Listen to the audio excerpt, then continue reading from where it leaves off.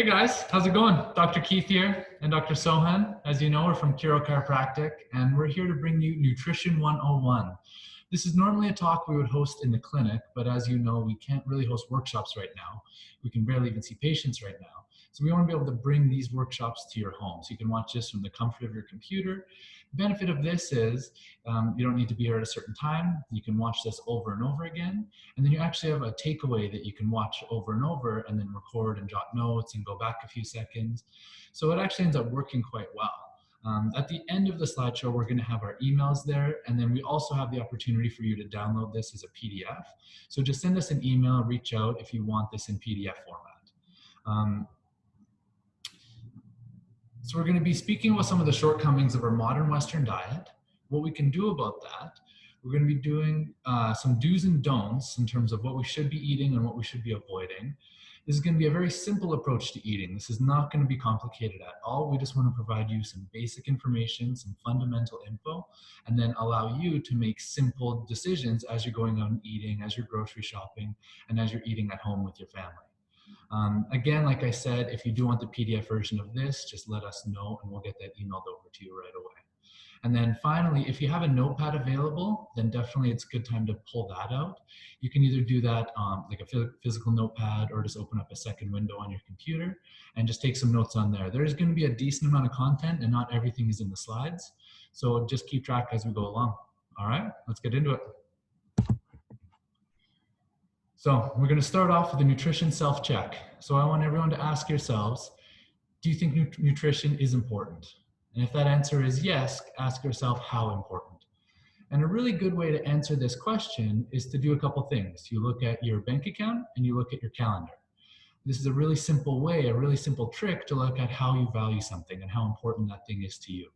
So really simply, you want to look at how much you value food, you look at how much are you spending on food and how much time and energy and effort are you putting into the foods that you're choosing, whether when you're going out to eat, whether, and more importantly, when you're going to the grocery store and what you're bringing into your house. Because we should realistically be eating most of our food at home, but that starts in the grocery store. And sometimes that starts in what you're putting on your list before you even go to the grocery store.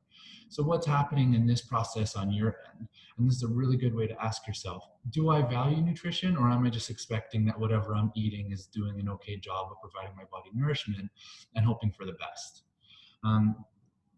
Another thing to think about is, are you budgeting extra money to put towards some of these items of food that might be a little bit more expensive?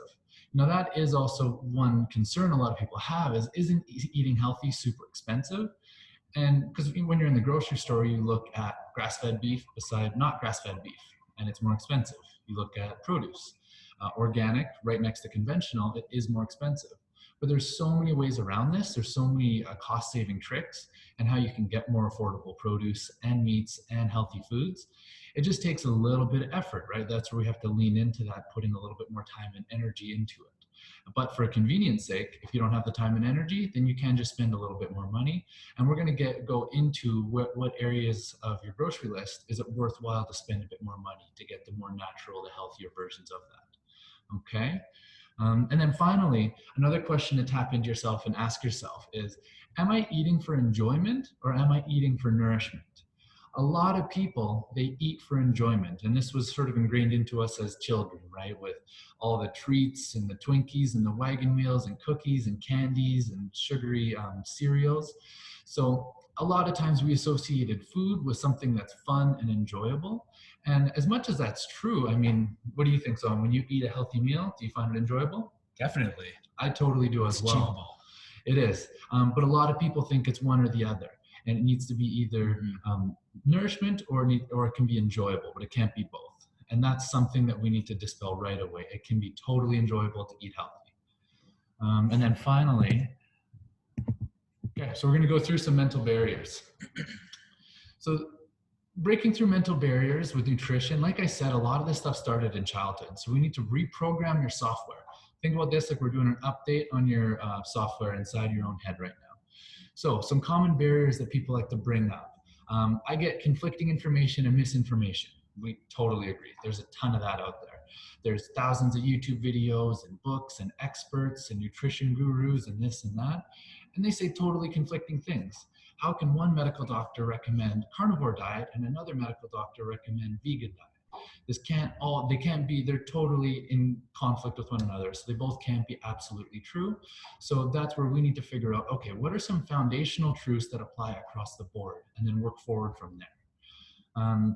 Feeling deprived. A lot of people with their diets, they think, okay, I'm going to be eating foods that I feel deprived from the foods that I want to be eating. I want to be eating chips. I want to be eating ice cream. I want to be eating all this fun stuff.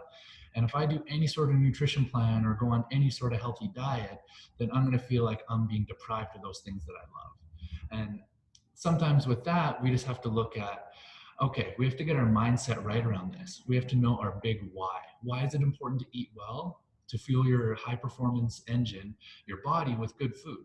Why is it even something that we want to do?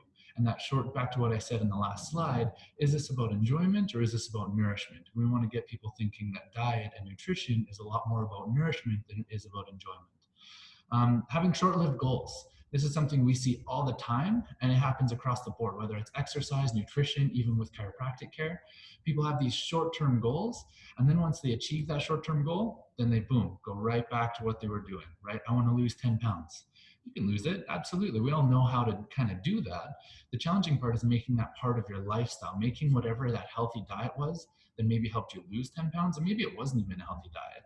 But what we want to do is integrate healthy dietary lifestyle habits in that are sustainable long term, so we're not on the roller coaster, right?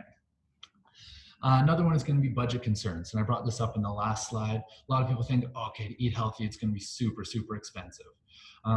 One thing to say to that is dealing with chronic disease over the course of your lifetime is going to be way more expensive.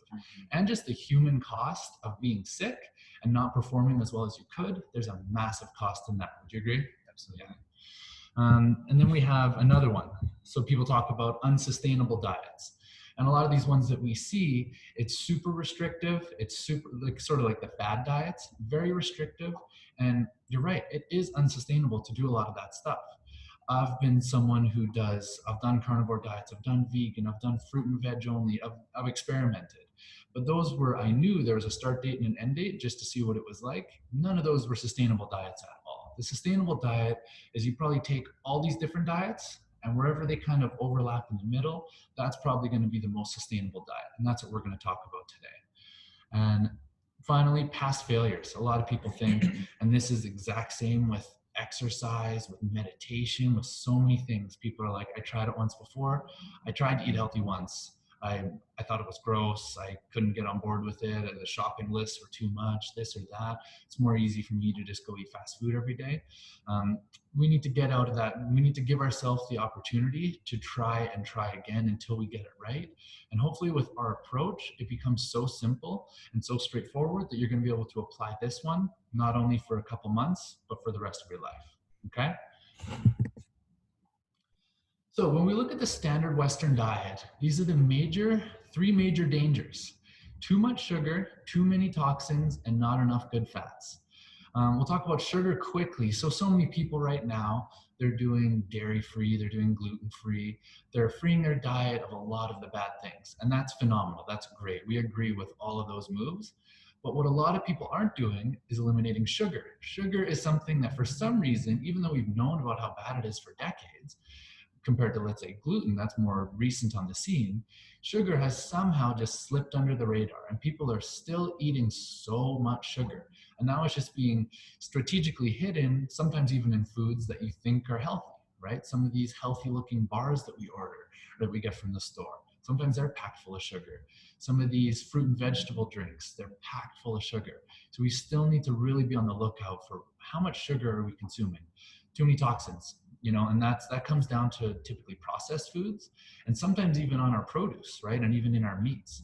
So we just need to look at, okay, and this is where GMO foods, non-GMO foods come in, and organic foods. And then this is also where eating non-processed foods comes in, because when you start consuming chemicals and toxins with your food, it starts to take away from the point of that, right? You're taking one step forward and one step back in terms of what your body is doing from a health perspective. And then finally, not enough good fats. Even though there's been a total shift, seemingly, people are eating ketogenic diets, so we're starting to realize, okay, maybe fat isn't as bad as we thought it was 15 years ago, but we're still across the board not getting enough good fats to our body. Our body needs fats, and it needs the right type of fats. So we're going to go into all this stuff with you. And then finally, a few things we need to do. We need to revolutionize our diet. So there are 4 major changes we're going to need to make to your diet. And that's going to be cleaning up your carbs, fixing your fats, perfecting your proteins, and trashing your toxins. So we alluded to a few of those on the last slide there. There's so much information and misinformation out there when it comes to health, disease, and nutrition. Today, we're going to look at some of the most common myths and provide some encouraging facts around this. All right, so let's dive into the first myth. I have bad genes, so if my parents were sick, then I will suffer the same fate.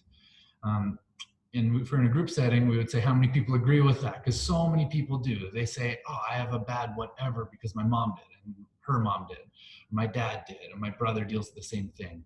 And some of that comes from genes. Most of that comes from lifestyle. And that's actually what seems to be more passed down through families, are a lot of these lifestyle factors. But these lifestyle factors, we can change them. It's not easy, but we can. And this is going to provide you at least some of the information to help you shift that lifestyle.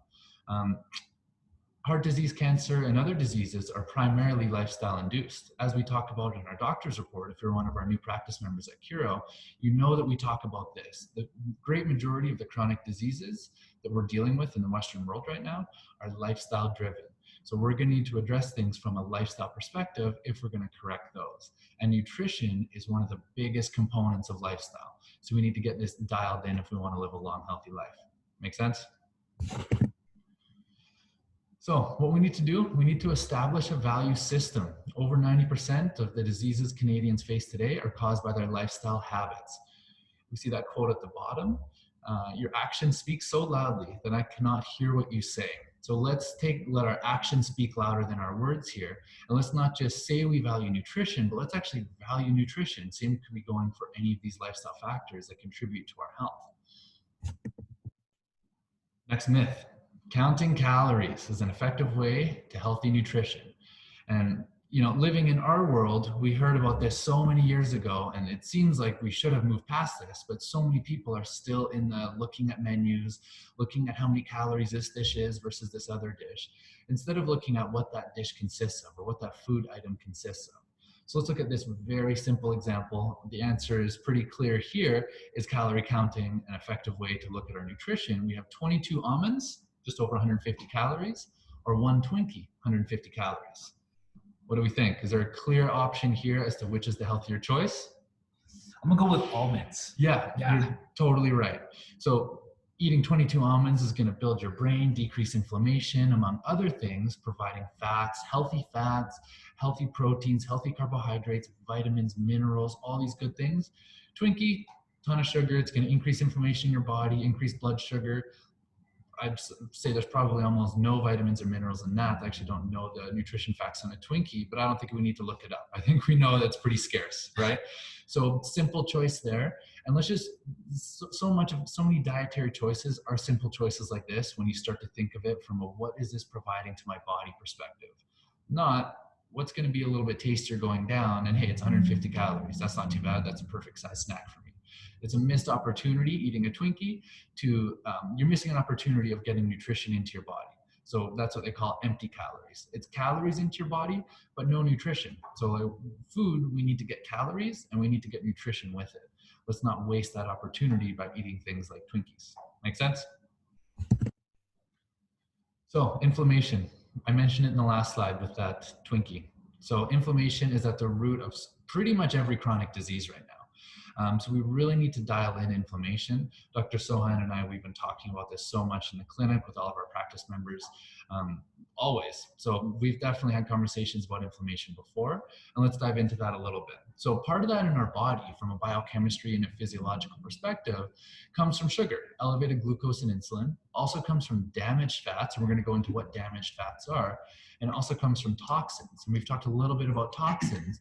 But as we know, toxins are typically chemical compounds or other things that are wrapped into our food, whether it's as a preservative, whether it's something that's a filler, whether it's a coloring, whether it's a pesticide, a herbicide, antibiotic. So many things go into our food, and when they go into our body perceives that not as food, but as a toxin. And that's going to create, obviously, an inflammatory response in our body. So that's pretty straightforward, but we just need to really dial this inflammation in if we want to live a long, healthy life. Inflammation will lead to occluded arteries, high blood pressure, heart disease, organ failure, brain inflammation. And like I said, it's implicated in nearly every chronic disease now. And it also just gives you that feeling of inflammation in your body. You're more susceptible to pain, you're more susceptible to headaches and brain fog. And we don't like any of that, right? It feels so much better to not be inflamed. Yeah, if I may add, we have so many practice members. We always talk about inflammation, and especially those who've been dealing with chronic pain for like years, decades. One of the main things we need to look at is inflammation. And if you're eating pro-inflammatory foods, it's going to drive the inflammation process. And the more inflammation you have in your body, the more pain you're going to have. We see it time and time again, like along with these adjustments that we do, we make sure we dial into their nutrition, and then their pain starts to go down. Totally. Yeah. Couldn't have said it better. All right, so let's go into cleaning up those carbs like we talked about. So let's talk about what happens with the sugar carb high. Let's paint a little picture here for you. So you go sit down at lunch, go to the nice Italian joint, and you just do a massive plate of pasta. And it tastes so good going down. Who doesn't love those simple carbs, right? It's so tasty. But then what happens, right? You get that initial feeling of energy, that high from the sugar dopamine rush, and that's great. You're feeling awesome. What happens a couple hours later? You crash. So why does that happen? Well, a lot of people think of that plate of pasta as a nice solid source of food for our body. We would know not to go eat, let's say, a sugary breakfast cereal at lunch if we're going to have a productive lunch. But that's essentially what we've just done. Our body doesn't really notice a difference between Captain Crunch and a plate of pasta. Once it gets into our bloodstream, it's just glucose, and glucose floods into our bloodstream from that pasta. And what does that do? Well, that creates that energy rush and that dopamine rush that we get initially. But then our body's intelligent, it knows how to manage its own blood sugar. So then it releases insulin. Most people have probably heard about insulin. It's implicated in diabetes. So it helps glucose go inside of cells. So the body releases a whole bunch of that. It says, whoa, we have way too much blood sugar. Let's release a whole bunch of insulin. But then it overshoots. So that insulin goes out in the blood, and it says, what that does is that says to your cells, hey, let's take up all this blood glucose out of the bloodstream into the cell. But it's not always a perfect science. When there's a whole flooding of blood glucose, your body just says, hey, let's have a whole bunch of insulin out there. And now it pulls all the blood sugar out of your blood into your cells, and now you have that crash where now you've done the exact opposite. You went from up here to down here, and now you have the exact opposite problem, right? And that's where you need that morning or that afternoon latte to get you through the rest of the day, maybe even a nap. And then the cycle continues. Over time, your body becomes resistant to insulin. So that creates, it's a sliding scale. On the far end of that is diabetes, but on the short end of that, it just creates a lot of dysfunction in your body. So the crash that follows in the short term is things like brain fog, loss of energy, mood swings and irritability, increased inflammation and pain, which we just talked about, fat storage. Obviously, if that insulin's being released and telling all your cells, hey, take in this glucose, some of that tissue or some of that glucose is going to go into fat cells. And then finally, insulin resistance, which has so many implications with a lot of different disease states, some of them psychological, some of them physical, some of them performance-based. But we really need to have a healthy relationship to insulin, have a good insulin sensitivity if we want to live a long, healthy life. So sugars, let's also talk about sugars, right? So it's not just about carbs. So we just use pasta as one example. We can use a few other things that go along with pasta as just those white refined flours, those simple, whether it's white bread, whether it's crackers, whether it's cookies, whether it's white rice, it's all going to have the same effect. It's just essentially glucose molecules ready to be dumped into your blood, right? There's not much digestion involved. There's not much breakdown involved. They're ready to go, which is good. If we were going to go run a marathon and we wanted just like some quick carbohydrate in our body, boom, those are really good really good options. But as far as daily nutrition for the average person, this is not good. It's going to create the peaks and the valleys. And then let's go into sugar, because sugar is, we can all agree, sugar is definitely a very, very potent source of glucose that goes into our body. And we all know it gives us that rush and that crash. And, you know, if we ate a bunch of Sour Patch Kids and we had that experience, we would say, okay, self-inflicted. I knew what caused that. But sugar has been added into so many other foods that it's sometimes really hard to know you're even ingesting a whole bunch of sugar. Some examples would be pasta sauces, lunch meats, canned foods, condiments, things like ketchup, mayonnaise, pizzas, other types of sauces, salad dressings, crackers, fruit drinks, yogurt, snacks, bread. So a lot of people don't realize sugar is added to these things, like bread, for example. Why the heck is sugar in bread? Well, do you notice how bread, when you buy from the grocery store, the ones that are sitting on the shelves, it lasts, how long has that been, when was that produced, right? And how is it not moldy yet? How is it still so soft and squishy? Because they add sugar to it as a preservative, versus getting bread from your local bakery. It's a little different, right? It starts to get hard after a day or two, a little bit less sugar in there. So sugar, we just have to be super careful. So with processed foods, we're at the risk of there being sugar in there, and we're at the risk of there being toxins in there and things that our body doesn't know what to do with. So processed foods should just be eliminated the best we can from our diet for reasons that we just listed. And then finally, some facts about sugar. It is the primary dietary cause of obesity. It increases the acidity of the body. It causes inflammation. It is the primary reason for high cholesterol. It causes hormonal and metabolic imbalances. It's your fast track to diabetes, as we just described. That is how you get to diabetes, through that insulin resistance pathway. It is a known toxin. It leads to heart disease. It is an anti-nutrient, and it promotes cancer. If that's not a list of things that make you want to stop eating something, I don't know what could be. Okay. So if sugar is so bad, what can we use as a sweetener? Best thing to use, something natural, right? Stevia is a really, really good one. Another good one would be xylitol. And then some other natural options that do still create that spike in the blood sugar, but so they should be used in moderation, but they're better options than simple things like refined sugar. Those would be things like honey, dates, and maple syrup. And then let's go on to, so if we're saying refined carbohydrates are so bad, what should you eat for your carbohydrates? Number one on that list, vegetables. And a lot of people don't realize vegetables are carbohydrates. I'm shocked when people say, oh, I didn't realize vegetables were carbohydrates. I thought carbohydrates only came from things like breads and pastas and rices and quinoas. No, your number one source of carbohydrate should always be vegetables. You can eat vegetables all day. They're packed with fiber, packed with vitamins, packed with minerals, and all the cofactors that are packaged up in these that help you digest and absorb them. They're also full of starches and fibers and more complex forms of carbohydrates, so you don't get that big dump of glucose into your bloodstream all at once. It's a bit of a slower burn as your body digests and metabolizes it. So vegetables all day. Fruits, those are good too. We just can't be eating all fruits. You know, I've also heard of the fruitarian diet. We wouldn't recommend that. It's a lot of sugar, right? It's a natural sugar. It's better than refined sugar, but we just need to be careful of that. So that's why we said here low glycemic foods. Or fruits. Some examples of that would be berries, apples, pears, mangoes, and oranges. Those are fruits that you can go towards, and you're not going to get that big spike and then the crash that follows. Legumes. This is one you're going to have to kind of do based on personal preference and your own digestive system. Some people, this is pretty hard on their digestive system. So just be honest with yourself on that. Don't just eat it because we're putting it on the list. If it doesn't work for you, it doesn't work for you. Legumes consist of like lentils, beans, and peas, things like that. Tubers, sweet potatoes. Sweet potatoes are a fantastic source of carbohydrate.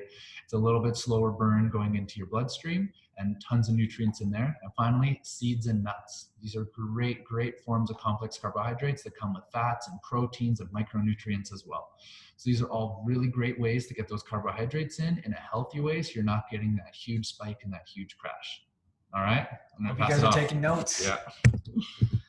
All right, so now we understand the foundation behind carbohydrates and how that affects our body and the types of foods that we can still eat. And a lot of those things you can make really tasty, right? So let's talk about fats, because there's so much confusion around it. There's lots of different research, and we still see in the marketing world low fat milk, low fat yogurt, low fat cars, low fat houses, low fat everything, right? So we need to talk about the effects of fats and really debunk the first myth here, which is fat makes you fat. So the truth is, healthy fats is the essential building blocks for so many hormones and functions in the body. And we need really good fats in the body to perform regular tasks. The issue with it is what we need to do is nix the low-fat diet. And the idea that low fat is what's gonna prevent us from getting fat. The truth behind what causes and makes you fat is actually bad fats, which we'll talk about in a moment here, and the ones that can't actually be properly broken down, and the ones that actually clog up your arteries, and excess sugars. Like Dr. Keith was talking about, we can only store a certain amount of sugar readily in the body. So if you need to go for a sprint or a run, that is going to be absorbed properly, and it's going to be broken down quickly for energy. But when we have excess amounts of sugars and we're consuming sugars with every single meal, right? We've got our cereals in the mornings or our bagels. We have sandwiches for lunch. We have big side of rice with dinner. Every meal there's sugar, which means you're having excess sugar. And if your body can't store sugar, it's got to store it somehow. Number one way to store it, fats. So excess sugars is one of the leading causes of obesity and causing extra storage of fat. So if you want to actually lose fat, cut out your excess sugars and really minimize your grains and your carbohydrates. Okay? So let's talk about what fats actually help you with. A few of the things, and they're so important. Number one, they build your cell membrane. So we have trillions of cells in our body, and around each and every cell, there's a membrane. And that's what protects the cell and helps with the communication and attachments. That cell membrane is primarily made out of fats. So if you eat a low-fat diet, your cells aren't being able to regenerate and heal the membrane. So that's really important right there. Fats are really big cofactors for absorbing vitamins. They cushion your vital organs. All your organs need a healthy amount of fats around it as well. Fats protect you from extreme temperatures. We do live in Canada, so if you imagine you have a good layer of fat too, it's gonna help protect that too in your organs. It actually decreases inflammation, which we'll talk about here soon. And one of the biggest things is your brain is made up of 70% of fat. Your brain is fat, like it needs fat to function. Same with like your heart. So we really want to make sure we're ingesting the proper fats. Okay. So moving on to the next slide here, we've got, okay, what are these bad fats and good fats? So let's talk about these bad fats. And these you'll see on every single label. So it's going to be really easy to identify. We've got hydrogenated oils, we have trans fats, and then we have these vegetable oils that can be rancid. So hydrogenated oil, we have cottonseed oil, soybean oils, your vegetable oils. Trans fats, which good thing is they're pretty much banned in a lot of things. If we're not seeing them as much in like potato chips, but we're still seeing them in margarine and synthetic butters. And then these other vegetable oils, the most common one is like corn oil and canola oil. Unfortunately, for us as Canadians, like we have a big export for Canadian farmers is canola oil. When you go out and eat at a restaurant, they're not cooking with some of these good fats that we see on the right here, like olive oil and avocado oil, because it's expensive. So restaurants, every time you're going out, they're using most likely canola oil and vegetable oil. And this is what is so dangerous about these types of oils, is that they can become rancid. So what rancid means is when the vegetable oil becomes rancid, it creates free radicals. And so these free radicals are these cells that become unattached to an electron. So they just roam freely in your bloodstream and in your cells and in your body. And what they become is they can become mutated. And so if we've heard of like mutated cells, the other term for that is cancer. Right? So if you have lots of mutation and gene mutation, what happens is then we develop cancer. We can develop cancer cells that no longer are natural to our human cells. So this is the danger of free radicals, because free radicals are found in almost every single disease in the world. So when we're consuming these bad fats, we're increasing the amount of free radicals in the body. This is why phytonutrients and antioxidants are so important. So phytonutrients are found in your plants, your dark leafy greens, all your vegetables. And antioxidants are really found like in berries and like certain fruits. And what these phytonutrients and antioxidants actually do is they roam your body. Imagine they're like little detectives, and they're finding the free radicals. And they're like, hey, you shouldn't be alone. And they attach the free radical and they get rid of the free radicals in your body, decreasing your chances of developing these mutated cells. Not only do these rancid cells cause mutations, they also damage cell membranes. They damage your chromosomes and your DNA. And there's lots of strong research that show that they actually can develop into dementia and Alzheimer's in people as well. So absolutely, like if you've got vegetable oils, canola oils, any of these oils in your pantry or in your closet, like get rid of them. And you can even just tell how cheap it is. Because if you go to Costco and you want to buy a big bunch of like a canola oil, you can get like a 3-liter jug and it's in plastic because it's like cheap. But if you try and go buy like olive oil or avocado oil, what's it in? It's more valuable. It's in glass because it's protected. It's shielding it as well. We don't want it to go rancid. Okay, so now actually I want to show you something from the bad fats to the good fats. So when we're looking at the good fats here, the list lots of these oils a lot of people are starting to cook with at home: olive oil, avocado oil, coconut oil. We've got raw nuts, seeds, oils, real butter that has some natural fats that come from the cows, raw cheese, yogurt, and grass-fed meats. We want eggs, we want whole meats, fatty fish that's wild caught, not farmed fish, and we'll talk about why in a moment here as well. But this is an interesting picture. It's called like the ant experiment. And what you see in this image here is we've got margarine, then reduced fat butter, and then natural butter. And what ants will naturally do, you can try this at home, is they will bypass the margarine, they won't even go to it, and they'll go directly to the natural butter because it's natural, it's real food. Ants won't even eat margarine. So why would we want to put that into our body as well? So going back into the slides here, essentially when we're eating these good fats, we want to, the biggest thing that we want to be getting from it as well is omega-3 fatty acids. And so these can be typically found as a supplement in essential fatty in fish oils. However, we almost call them, instead of a supplement, it's a whole food. And it's so essential to the brain function and to the healing. And omega-3s, and you'll hear omega-3s, omega-6s. Omega-3s are anti-inflammatory. So when you consume a good amount of omega-3s, it actually decreases inflammation in the body. Omega-6s, which we may hear, which comes from not like eating commercial, conventional meats that aren't grass-fed. They're seen in a lot of our grains as well. They're necessary. However, our ratios are really backwards. We consume too many omega-6s in our society compared to omega-3s. And what we really want is like a 4-to-1 ratio of omega-3s to 6s. 6s, we don't want to eliminate. They're still important because they are pro-inflammatory. So if I get a cut on my arm, I actually want it to inflame and bleed and heal, right? What happens if we have too much omega-6s in the body? We get over-inflammation. So once it's healed, the problems, the pain is still there, the inflammation is still going because the entire body is systemically inflamed. So we need to decrease the omega-6s by consuming good fats and reducing our grains and carbohydrate intake and increase our omega-3s. All right, on to the next one here. So another myth here: fats in meats causes heart disease, cancer, osteoporosis, and kidney disease.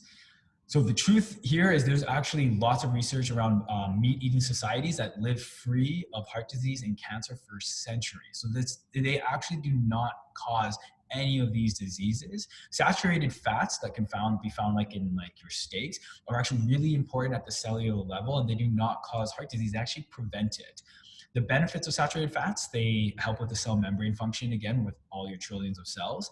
They're the preferred fuel for your heart, actually. And they are effective as anti-cavities, like actually protect and clean your teeth, anti-plaque in your arteries, and antifungal agents because of the lauric acid found in it. And Dr. Keith actually talked about he did carnivore diet for 2 weeks. And before we even filmed this, I asked him, like, hey, how did your teeth feel?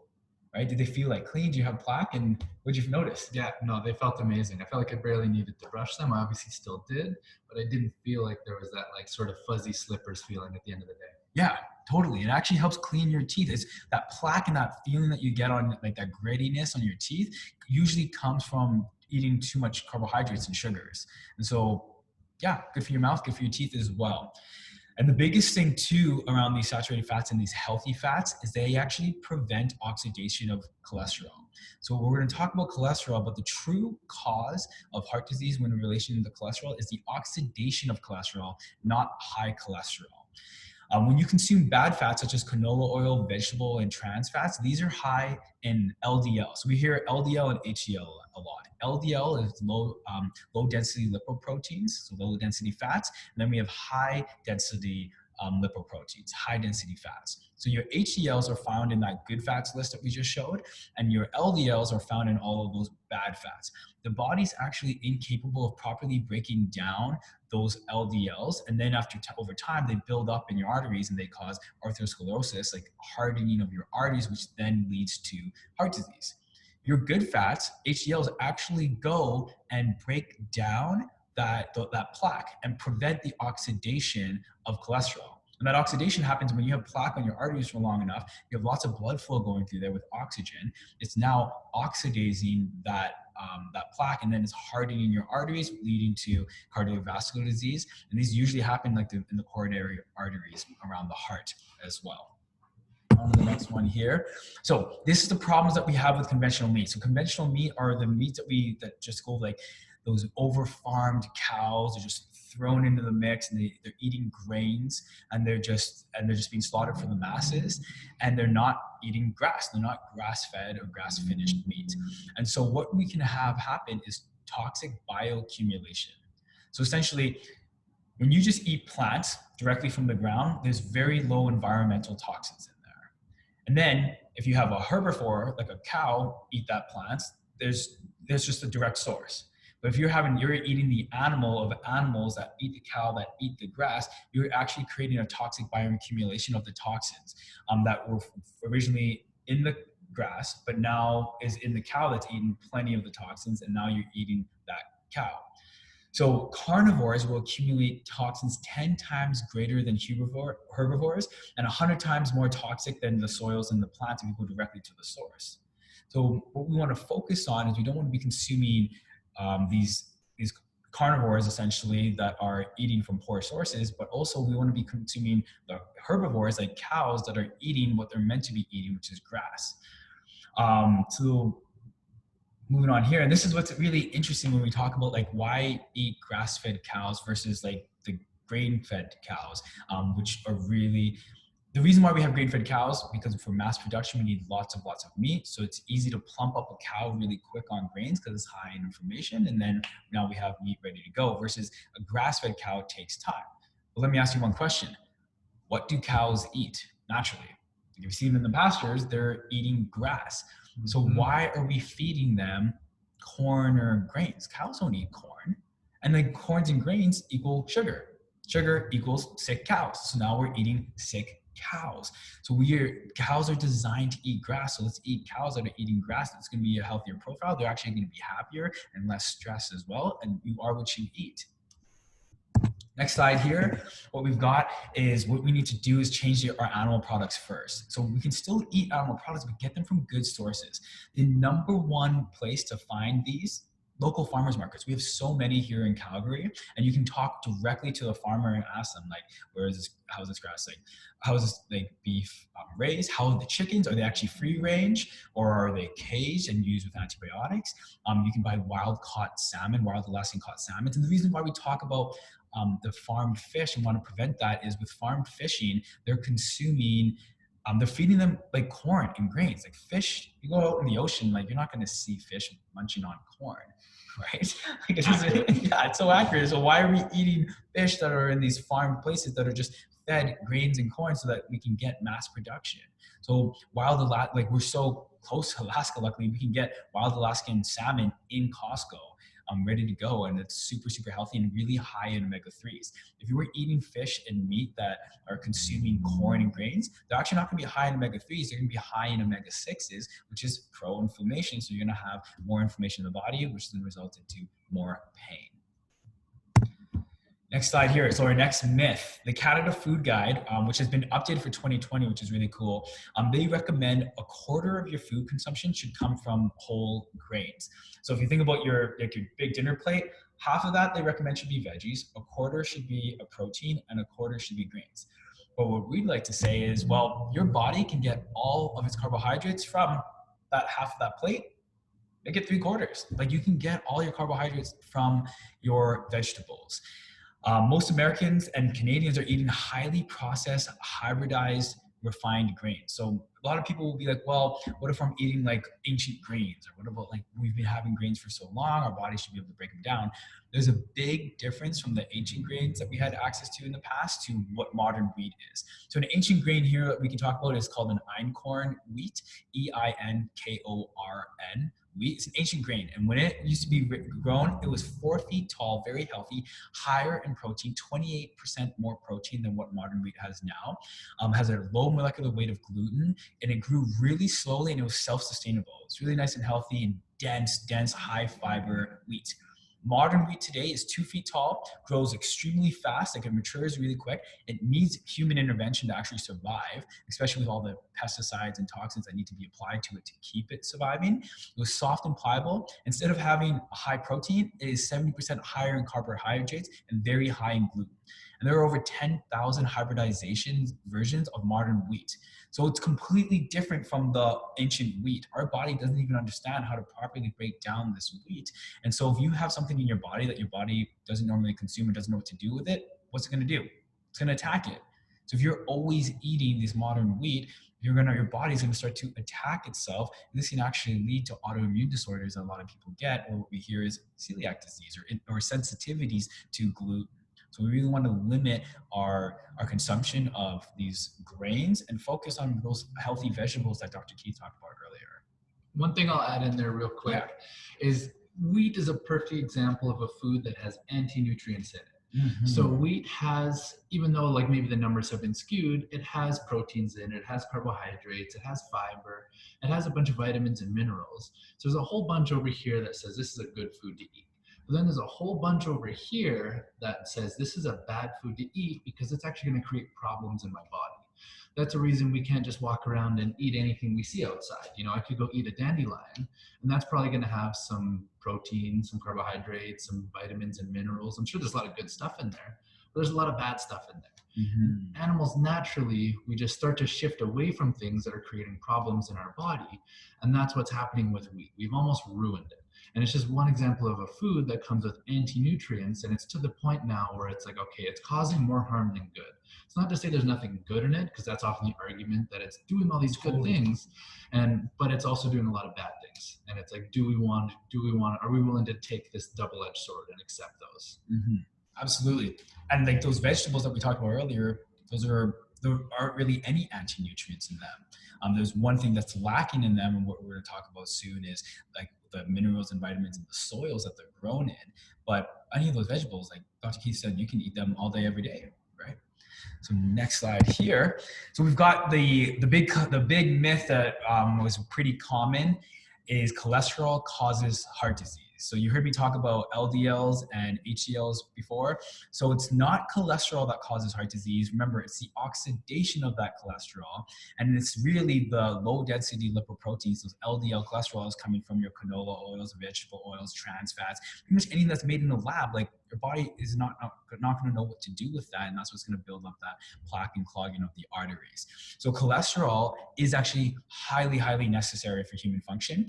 It's very, very important in most of our hormones. A lot of our steroid hormones that are naturally built, like testosterone and estrogen, progesterone, comes from cholesterol. So if we see imbalances in there, we could see actually the cause of it being imbalances in your cholesterol.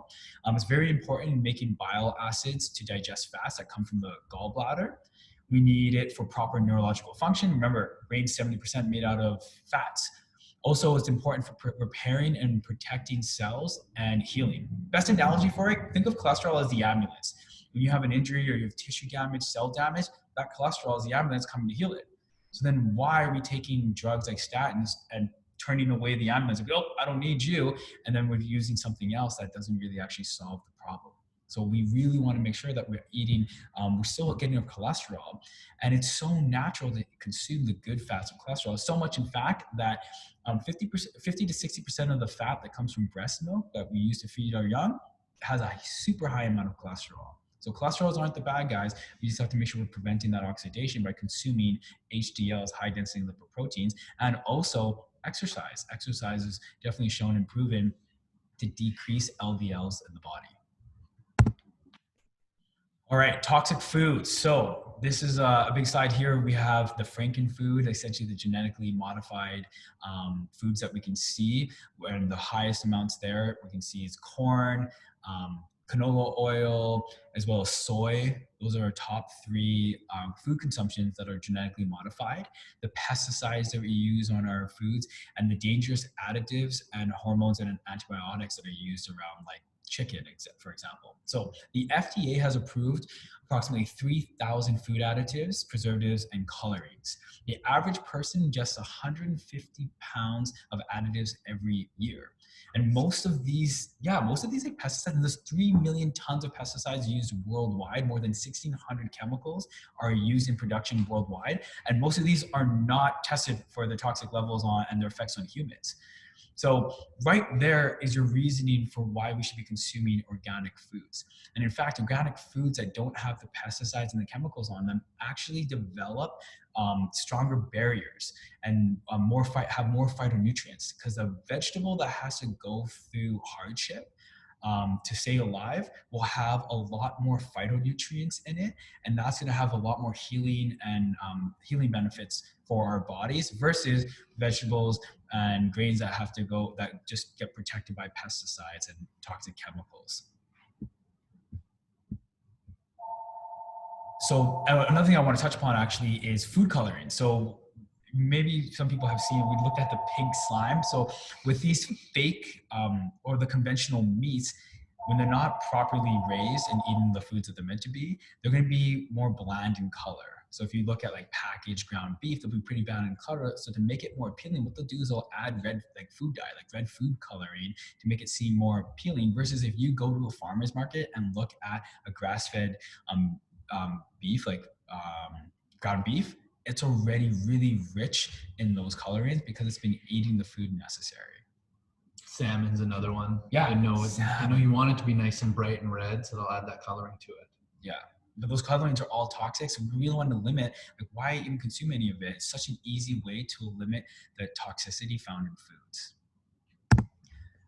Next one here. So there's a common belief now, like if we're not getting enough nutrients, then I don't need supplements because I can get an adequate amount of nutrients from the diet alone. If I eat the proper foods, I should totally get enough nutrients and vitamins and minerals. And it's somewhat accurate. You're totally right. If you're focusing on high density, high nutrient foods, you will get a lot of these supplements. But the biggest takeaway from the absorption of it is actually our cooking and preparation. So when we cook at really hot temperatures, it actually depletes nutrients. And this includes techniques like boiling, simmering, and poaching. And then we actually lose a lot of key vitamins and minerals, such as water-soluble vitamins, your vitamin A, D, E, and K. We've got our those are our fat-soluble vitamins, our A, D, E, and K. Those actually get depleted when we cook at higher temperatures. Our water-soluble vitamins, like vitamin C, and our B vitamins, our B2, B3, B5, 7, 8, all the way through, get depleted when we cook at high temperatures as well. And we lose out on minerals, primarily potassium, magnesium, sodium, and calcium. Just from cooking it, it depletes it or burns it up. Another thing that we need to talk about is grilling. Like, we love to barbecue, but when we grill at really high temperatures, there's been research that shows it diminishes B vitamins from up to 40%. Also, there's another health concern with grilling, and it's because of chemicals that get released, specifically heterocyclic amines, HCAs, and polycyclic aromatic hydrocarbons, so PAHs and HCAs. These are formed when meats are grilled at very high temperatures. And then what has happened, what the research shows, is that these become mutagenic and are a form of carcinogens. So they can be precancerous. Also, the smoke that adheres to the grilled food contains those PAHs. So we want to really limit our grilling. We want to be grilling meat every single day, but once in a while you're having a barbecue, that's not going to be the thing that triggers it. Lastly, canned foods. So canned foods remove a lot of the nutrients, especially those that are water soluble. Again, vitamin C and vitamin B. So pretty much don't want canned foods being your primary source of nutrition as well. So it's definitely recommended to still supplement, which we'll talk about here soon. So the quality of food affects our nutrient content. And this is what I was talking about earlier about the pesticides and the toxic chemicals that are used in our soils. Because when we have too much of these chemicals in our soil, it actually shifts the microflora in the soil, which is very important for the amount of minerals and vitamins that we get from our soil. So a lot of the reason why our vegetables have such great nutrients is because of the soil that they're planted in. So if we plant vegetables in soil that is depleted in the microflora, we're not going to actually get that much nutrients from our vegetables. So our environmental and added toxins, along with bad fats and non-foods, these are the main contaminants and toxins in our food and soils. And that's what's going to prevent us from absorbing nutrients. Plus, they have other things like growth enhancers, steroids in livestock, and pesticides in the plant foods. So as much as possible, that's why it's nice to go to like a farmer's market, because you can talk to them about like what is being put into the soil as well. See if they're able to fortify it, or are they just using soil with all these chemicals to try and keep their plants alive longer. So these are the biggest nutritional deficiencies that we see most commonly in our society. We've got calcium, vitamin D, iron, B12, folate, and magnesium. So we're going to just talk about briefly a little bit about the populations that are depleted in this. So for calcium, children and teens between ages of 9 to 18, it's very important that they're getting an adequate amount of calcium. Pregnant and lactating women, we need a good amount of calcium, and older adults. Top foods to get the calcium from, I hope you guys have your notepads and you're jotting down these notes. Dark leafy greens, broccoli, whole milk, yogurts, these are going to have it. If we are deficient in calcium, some of the symptoms may be muscle cramps, abnormal heart rhythms as well. Vitamin D, super important. We live in Canada, so we are above a certain latitude where from the months of pretty much late October all the way to March, late March, we are actually absorbing no vitamin D. Doesn't matter how many sunny days. I know Calgary has the most sunny days out of anywhere in Canada. Doesn't matter. We actually are not absorbing vitamin D3. So we need to be supplementing with a vitamin D3 that also ideally is fortified with vitamin K, which is going to help with its absorption. Vitamin D3 is very important for a lot of our hormones. So people that really need it, obviously Canadians, all Canadians, individuals with dark skin, pregnant or lactating women, and again, older adults as well. If we are lacking vitamin D, we're going to have, it can lead to fatigue, muscle weakness, and mood swings, like less energy as well. Fatigue is a big symptom. We hear of seasonal affective disorder. If you get affected by that a lot, we highly recommend dosing with your vitamin D3. It can significantly improve those symptoms. Iron. So iron is really important in preschool children, ages 3 to 4, menstruating women, vegetarians and vegans, because they're not consuming those healthy saturated fats, they're going to be low in iron. So top sources, again, is those grass-fed meat, eggs, kale are some examples as well. If we're too low on iron, we can experience symptoms like anemia, fatigue, dull and or thin hair as well. B12. So B12, populations that really need this, again, vegetarians and vegans, because B12 is really found in our meats, like our liver, salmon, chicken.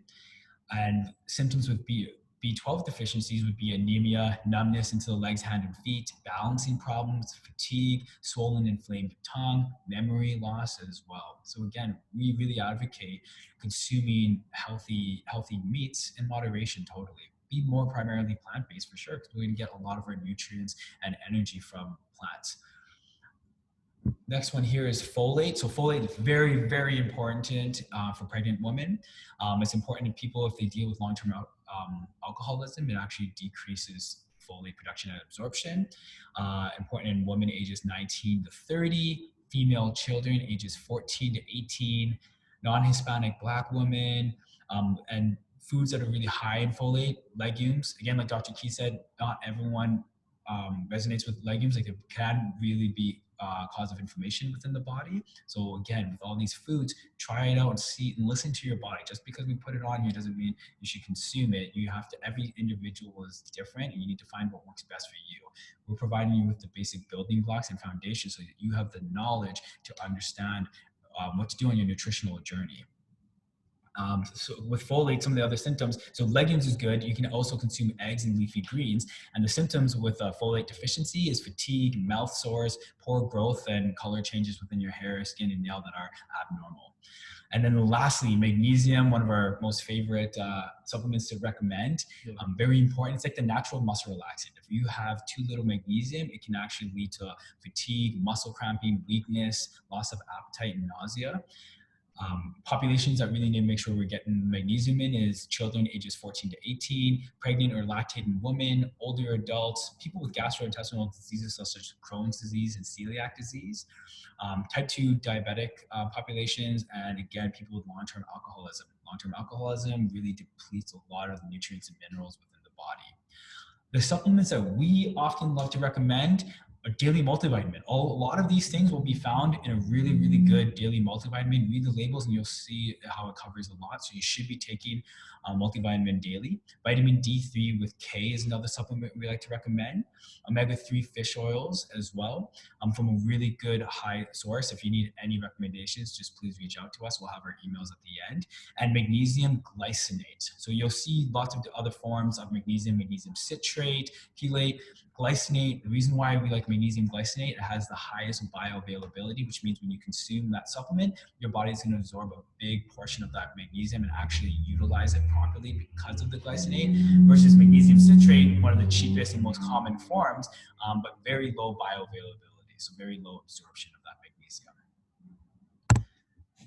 All right, so just as a nice reminder here, the foods to avoid. So we want to avoid foods containing processed carbohydrates and sugars, which was exactly what Dr. Keith was talking about earlier. We want to avoid foods with sugar substitutes and foods containing those trans fats, those hydrogenated oils, and foods containing fats that, like the vegetable oils, that can go rancid, and any type of highly processed foods.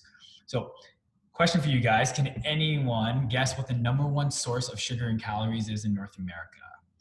So many of you may be thinking soda, but it's actually become high fructose corn syrup. And this you will find in so many foods like pasta sauces, lunch meats, canned foods, condiments, like ketchup and mayonnaise, salad dressings, crackers, fruit drinks. Read the labels. If you see high fructose corn syrup, put it back. You don't want to be consuming that. In 1966, the amount of high fructose corn syrup in our population was 0. In 2001, when they did the last research, it's about 63 pounds per person is how much people are consuming that per year. So a lovely quote by Dr. Otto Warburg, he's a Nobel Prize winner, says, "Cancer, above all other diseases, has countless secondary causes. But even for cancer, there's only one prime cause. Summarized in a few words, the prime cause of cancer is the replacement of respiration of oxygen in normal body cells by a fermentation of sugar." This was really interesting. We've seen studies of like how the keto diet helps with cancer patients. The reason why is cancer primarily thrives on the fermentation of sugar. The more sugar you consume, the more those cells, those mutated cells, can feed off the sugar. But if you deprive those mutated cells of sugar, they don't use fats. Cancer cells don't use fats as energy. They use sugar. So if you cut out your sugars, you decrease and you can sometimes reverse those symptoms. For us, it's mostly, we want to be preventable, right? We're not claiming to cure cancer or any other disease, but all those lifestyle factors, cancer, heart disease, stroke, diabetes, all are preventable. And the biggest way is to really make sure that we eliminate sugar from our diet. Next slide here. So label reading, super important, the do's and don'ts. So when you go grocery shopping, every single time, if you're picking up something new that's packaged, I want you to read the labels. The biggest thing, the #1 thing is less ingredients, the better. When you're reading on the back, if it's only got a few ingredients, that's fantastic. Next thing is you should be able to pronounce the words, right? Like we all understand words that have been around for a very long time, or because we've been consuming those foods for a very long time, right? Centuries and centuries, thousands of years we've been consuming foods like potato. Everything's derived from a Latin word. These new words that are derived in labs, like xenophenylphenolphthal or something like that, if you can't pronounce it and you don't know it and it can't be found in a garden, don't eat it. It's a chemical. It doesn't, your body has no idea how to break that down. It's mimicking flavors. Questionable marketing. So be careful, even though we're saying eat organic, do the research and read it, because a lot of times they'll say all natural organic, but it actually isn't. They're just doing the bare minimum to qualify for it, but they're going to have other chemicals in there as well. And lastly, don't buy anything with these ingredients in it. Monosodium glutamate, also known as MSG, pretty much, or if anything that says hydrolyzed or autolyzed. Artificial sweeteners like sucralose, aspartame, NutraSweet, Equal, all of these things are going to have detrimental effects on the body over long-term consumption. You eat it once, it's not going to do anything, but it's the long-term consumption of these things daily that lead to these outcomes that are unhealthy. Anything that says hydrogenated or partially hydrogenated, and anything that says refined flour, additives, colorings, preservatives, and chemical names. If you see any of those, don't buy it. Red flags. Anything else to add to that? Yeah, one thing I'll add there is when you're looking at the ingredient list, it goes from order of most to least. So when you're looking at something like sugar, you can just look at the grams of sugar, and you can also look at, okay, how much of this, let's say you're looking at a granola in the store, how much of what's gone into this is actually just sugar versus the wheats and the whatever else is in there. So we definitely want to look at that, and whatever's listed first, there's the most of that, versus whatever's listed last, there's the least of that. But with some of these additives, don't give like yourself a false sense of security because there's some weird chemical name, but it's last. Because if it's toxic, it's toxic.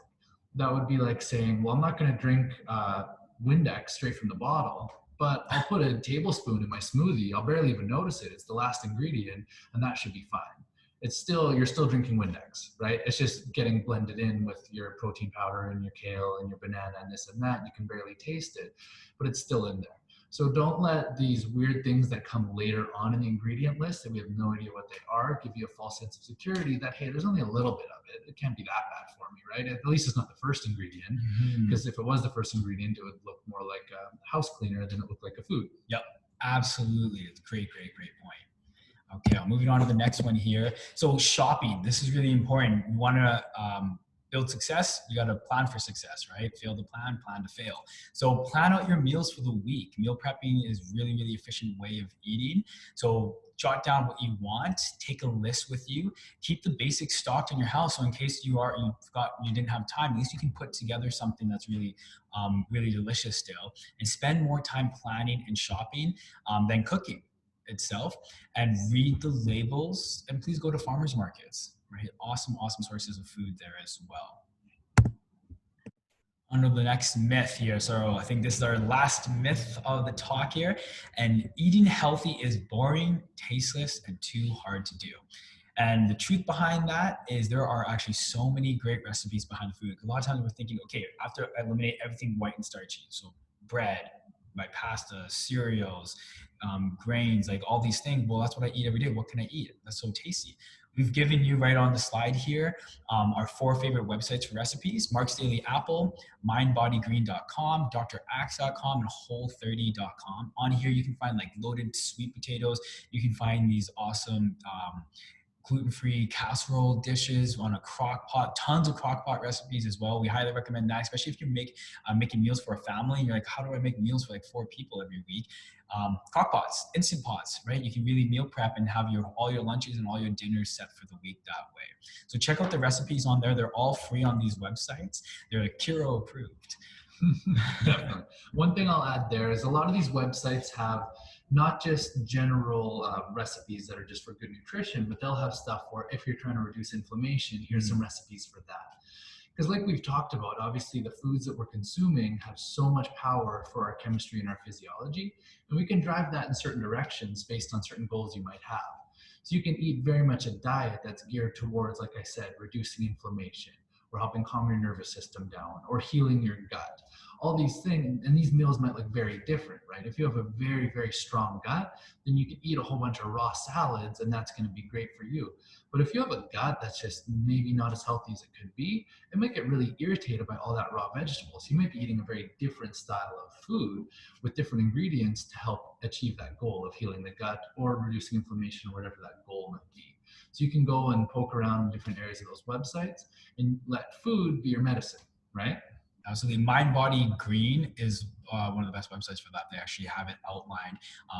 Or you try to repair gut health, brain health, and then they have certain recipes around that. And same with Mark's Daily's Apple. If you're trying to let's say you want to try keto or see the benefits of it, Mark's Daily Apple has it. But what we really recommend, it's not any diet, it's like a whole foods based type of eating. If you can find it, if you can walk by a garden and find it in the garden, or if it's raised from the ground up like a cow, consume it. But you don't really walk by a garden and be like, oh, nice loaf of bread right there, I'm gonna eat that. Right? It has to, a loaf of bread, even though the beginning parts of it may have been grown in the fields, it goes through a chemical process, has to go through a whole facility, and then it gets stripped of all its good nutrients, and then it just becomes this essentially anti-nutrient as well. So really promote a whole food type of eating, things from the ground up as well.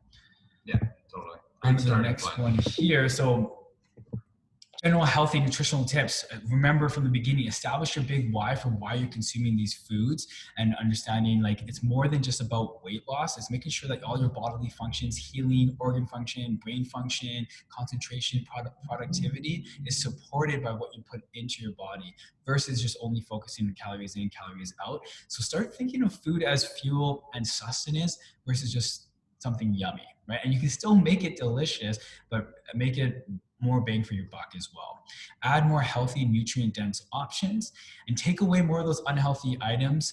If you're really trying to dive into this realm of healthier eating, we recommend right off the bat is to go at it 100% for a few weeks. It takes 30 days to develop a habit.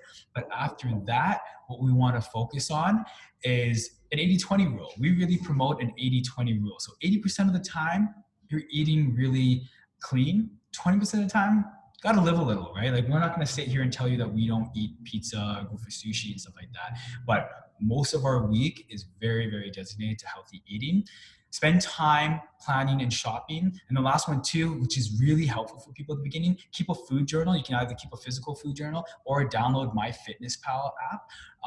You can plug in anything that's found in the grocery store. It'll pop up and tell you all the ingredients, the calories, everything else, the breakdown of how many carbohydrates, fats, proteins in it as well. But that can help you keep accountable. Next slide on here is the last one. So please share this talk with anyone who you think needs to hear it. This again is the basic building blocks for you on your nutritional journey. If you have any questions, please feel free to reach out to us.